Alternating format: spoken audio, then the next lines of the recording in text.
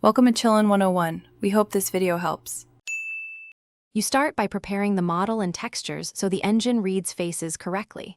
Import the obj or FBX, then make sure normals are present and not inverted. Flip them if necessary. Once done, set the import scale to match Berry Avenue units and enable tangents and binormals for normal maps. Make sure materials reference the proper texture slots. Assign diffuse, roughness, and normal maps. Finally, freeze transforms and export a clean, triangulated mesh for predictable face behavior. You now assign materials and verify UV mapping so faces render correctly in Berry Avenue. Create separate materials for eyes, mouth, and skin, then assign polygon groups to each material to control texture and shading.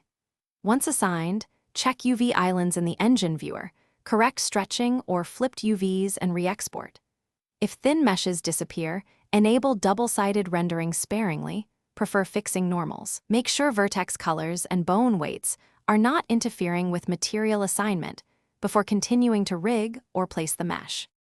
You finish by testing and iterating until faces behave reliably in-game. Place the mesh in the scene and cycle cameras, LOD, and animations to expose culling or shading errors. Once done, correct any remaining problems by recalculating normals, retriangulating, or unifying winding order. That fixes most invisible or flickering faces.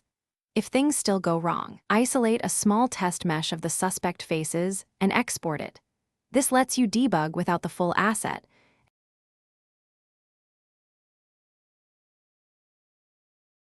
Thanks for watching. Consider subscribing if we helped you.